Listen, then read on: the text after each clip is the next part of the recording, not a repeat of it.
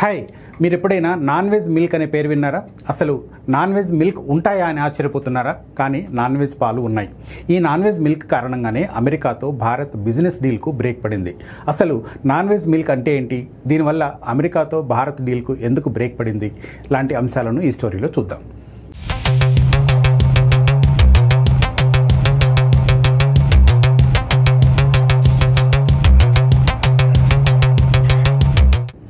మనం రోజు టీలో, కాఫీలో లేదా పెరుగులో వాడే పాలు ఆవులు లేదంటే గేదెల నుంచి వస్తాయి. అవి పూర్తిగా శాకాహారం. మరి నాన్ వెజ్ మిల్క్ అంటే ఏంటి, ఇవి ఎక్కడి నుంచి వస్తాయి అనే సందేహాలు చాలామందిలో ఉంటాయి. మనం ఆవులకు గడ్డి, గింజలు, పప్పులు లాంటి వాటిని దాణాగా వేస్తాం. కానీ అమెరికాలో కొన్ని ఫామ్లలో ఆవులకు మాంసం, చేపలు, కోళ్ల ఈకలు, జంతు వ్యర్థాలు కలిపిన ఆహారాన్ని ఇస్తారు. ఈ ఆహారం వల్ల ఆవులు ఎక్కువ పాలు ఇస్తాయని, అవి బలంగా ఉంటాయని అమెరికన్ రైతులు చెప్తారు. అలాంటి ఆవుల నుంచి వచ్చే పాలనే నాన్ వెజ్ మిల్క్ అని పిలుస్తూ ఉన్నారు. కానీ మన దేశంలో ఆవు పవిత్రం, దాని పాలు స్వచ్ఛమైనవి. అందుకే ఈ నాన్ వెజ్ మిల్క్ ఆలోచనే మనకు వింతగా అనిపిస్తుంది. అమెరికా అధ్యక్షుడు డొనాల్డ్ ట్రంప్ భారత్తో బిజినెస్ డీల్ చేయాలని చూస్తూ ఉన్నారు. కానీ ఈ నాన్ వెజ్ మిల్క్ విషయంలో రెండు దేశాల మధ్య ప్రతిష్టంభన నెలకొంది. ప్రస్తుతం ఈ రెండు దేశాల మధ్య ఈ అంశంపై చర్చలు జరుగుతూ ఉన్నాయి. ప్రపంచంలోనే పెద్ద డైరీ ఎగుమతుల్లో అమెరికా ఒకటి.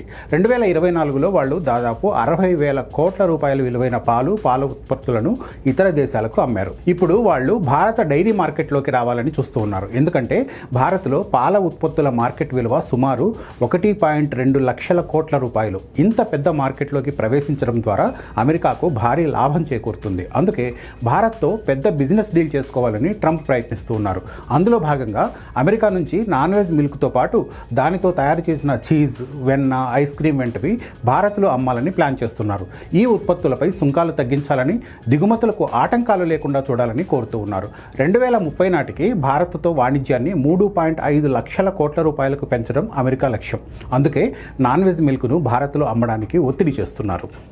పాల పదార్థాలు లేకుండా భారతీయులు ఉండలేరు. పాలు, పెరుగు, నెయ్యి మన జీవన విధానంలో ఒక భాగం. పూజలు, హోమాలు, నైవేద్యాలు ఇలా ప్రతి దాంట్లో పాలు, నెయ్యి ఉండాల్సిందే. అలాంటి పవిత్రమైన పాలలో మాంసం కలిస్తే అసలు ఆ ఊహనే మనం జీర్ణించుకోలేం. భారత్లో ఆవు పవిత్ర జంతువు. దాని పాలు మన సంస్కృతిలో ఒక ముఖ్య భాగం. దేవాలయాల్లో పాలతో అభిషేకం చేస్తాం, నెయ్యితో దీపం వెలిగిస్తాం, నైవేద్యాల్లో పాలు, నెయ్యి విరివిగా వాడతాం. ఇప్పుడు మాంసం తినే ఆవుల నుంచి తీసిన పాలను వాడాలంటే అది పెద్ద అపచారం. అలాంటి పాలు మన ఆచారాలకు విరుద్ధం. భారత్లో దాదాపు 30% మంది పూర్తి శాకాహారులు. వాళ్ళు నాన్ వెజ్ మిల్క్తో చేసిన పెరుగు, చీజ్ లాంటివి తినలేరు. అందుకే నాన్ వెజ్ మిల్క్ను దిగుమతి చేసుకునే ప్రసక్తే లేదని భారత్ అమెరికాకు తేల్చి చెప్పేసింది. అంతేకాక అమెరికా నుంచి దిగుమతి చేసుకునే పాల విషయంలో కఠినమైన నాణ్యత తనిఖీలు, సర్టిఫికేషన్లు కావాలని భారత్ స్పష్టం చేసింది. ఉదయం లేవగానే కాఫీ, టీ మొదలు రాత్రి నిద్రపోయే వరకు మన ఆహారంలో పాలు, పెరుగు, నెయ్యి లాంటి వాటిని విస్తృతంగా వాడుతూ ఉంటాం. అంతేకాదు పాల ఉత్పత్తిలో కూడా మనం అందరికంటే ముందున్నాం. ప్రపంచంలోనే పాలు అత్యధికంగా ఉత్పత్తి చేసే దేశాల్లో భారత్ నెంబర్ 1 స్థానంలో ఉంది. 2023లో మనం సుమారు 23 కోట్ల టన్నుల పాలను ఉత్పత్తి చేశాం. ఇది ప్రపంచంలోని మొత్తం పాల ఉత్పత్తిలో దాదాపు 25%. దాదాపు 8 కోట్ల మంది చిన్న, సన్నకారు రైతులు పాడి పరిశ్రమ రంగంలో పనిచేస్తూ ఉన్నారు. పాలు, పెరుగు, నెయ్యి, చీజ్, ఐస్ క్రీమ్ లాంటి వాటిని మనం నిత్యం ఉపయోగిస్తూ ఉంటాం. పండగల్లో, పూజల్లో ఇంట్లో రుచికరమైన స్వీట్లు చేయడానికి పాలు తప్పనిసరి. అందుకే మనం పాలను ఆరోగ్యానికి, సంస్కృతికి, సాంప్రదాయానికి చిహ్నంగా చూస్తాం. ఒకవేళ భారత్ అమెరికా నుంచి నాన్ వెజ్ మిల్క్ దిగుమతి చేసుకుంటే మనకు అనేక ఇబ్బందులు ఎదురయ్యే అవకాశం ఉంది. మన సంస్కృతి, సంప్రదాయాలకు పెద్ద విఘాతం కలుగుతుంది. అంతేకాదు మన రైతులు కూడా భారీగా నష్టపోతారు. అమెరికా నుంచి నాన్ వెజ్ మిల్క్ దిగుమతి చేసుకుంటే భారత్ అనేక విధాలా నష్టపోవలసి ఉంటుంది. ముఖ్యంగా రైతులు భారీగా నష్టపోతారు. అమెరికా నుంచి నాన్ వెజ్ మిల్క్ చౌకగా వస్తాయి. వాటి వల్ల మన దేశంలో పాడి పరిశ్రమపై ఆధారపడిన 8 కోట్ల మంది రైతుల జీవనోపాధి దెబ్బతింటుంది. ఒక నివేదిక ప్రకారం ఈ దిగుమతుల వల్ల సంవత్సరానికి 1,00,000 కోట్ల రూపాయల నష్టం వస్తుంది. మన దేశంలో అనేక సహకార సంఘాలు పాడి పరిశ్రమపై ఆధారపడి ఉన్నాయి. నాన్ వెజ్ మిల్క్ వస్తే ఇవి కుంటుపడతాయి. అన్నిటికీ మించి నాన్ వెజ్ మిల్క్తో చేసిన ఉత్పత్తులు మన హిందూ ఆచారాలకు, శాకాహార సంప్రదాయానికి విరుద్ధం. దేవాలయాల్లో, పూజల్లో ఈ పాలను వాడలేం. ఏవి శాకాహార పాలో, ఏవి మాంసాహార పాలో గుర్తించలేం. జంతు ఆహారం, జన్యు మార్పిడితో తయారు చేసిన దాణా వాడిన ఆవుల పాలు మన ఆరోగ్యానికి హాని చేస్తాయనే ఆందోళన ఉంది.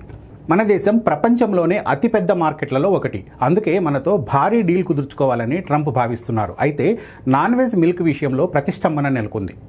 భారత్ అమెరికా మధ్య వాణిజ్య ఒప్పందం దాదాపు ఖరారైంది. అమెరికా ఉత్పత్తులపై 5-8% సుంకాలు, భారత ఉత్పత్తులపై 10-12% సుంకాలకు ఇరు దేశాలు ఓకే చెప్పాయి. కానీ నాన్ వెజ్ మిల్క్ విషయంలో మాత్రం భారత్ ససేమిరా అంటోంది.